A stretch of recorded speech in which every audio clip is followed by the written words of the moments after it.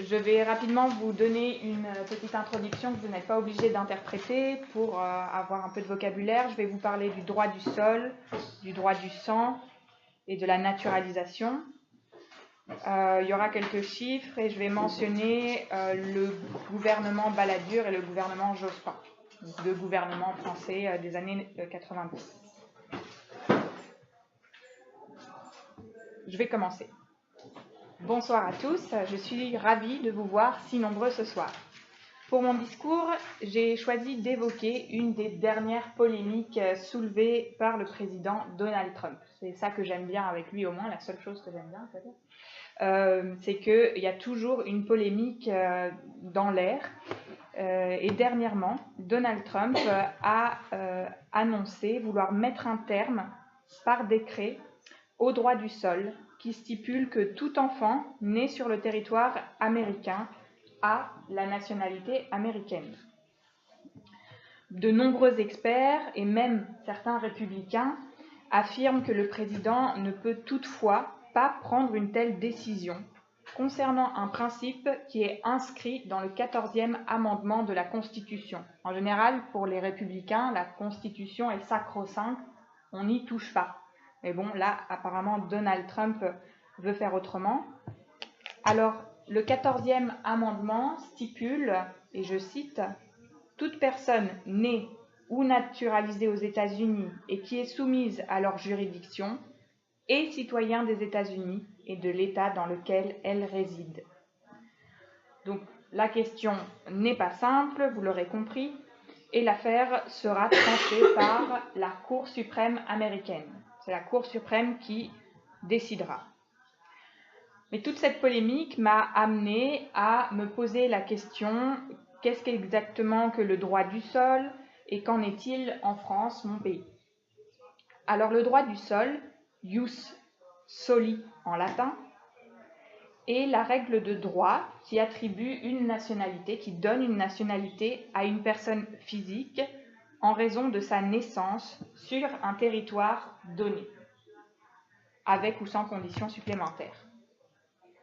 Et en France, aujourd'hui, le droit du sol fait partie des 3 manières d'obtenir la nationalité française. Donc on peut obtenir la nationalité française soit par le droit du sol, soit par le droit du sang, qu'on appelle ius sanguinis en latin. Le droit du sang, c'est quand vous obtenez la nationalité de l'un de vos 2 parents. Donc si l'un de vos 2 parents est français, vous êtes français.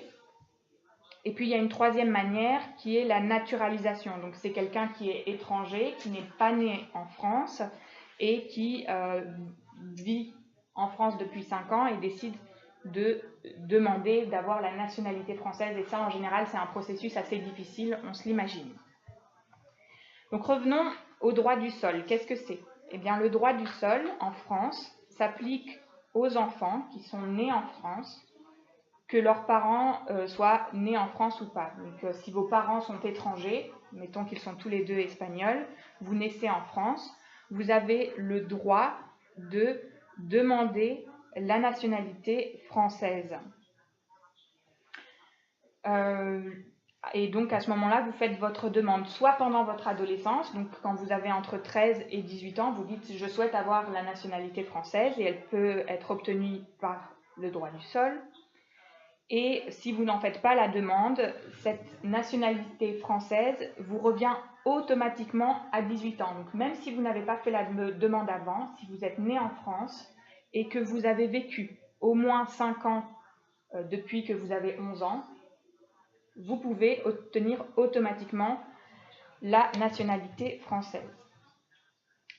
Alors d'où vient le droit du sol? Eh bien, il est apparu au 19e siècle, c'est quelque chose d'assez nouveau, entre guillemets, on a l'impression que ça existe depuis bien plus longtemps.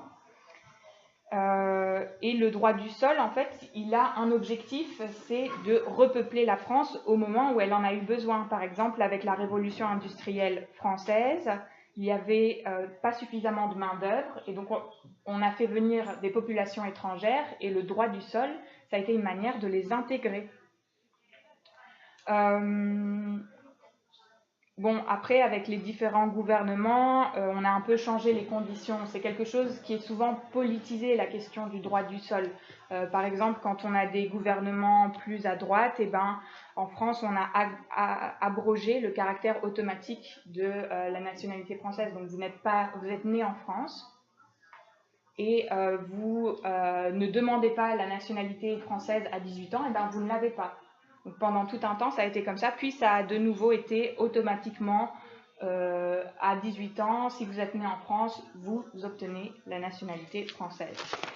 Et c'est le parallèle que je dresserai pour conclure entre la situation en France, où ce droit du sol est souvent politisé. Marine Le Pen, lors des élections présidentielles, avait promis, si elle était présidente, d'abolir le droit du sol.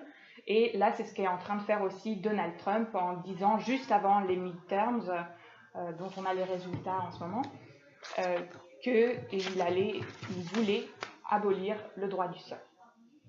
Voilà, merci beaucoup.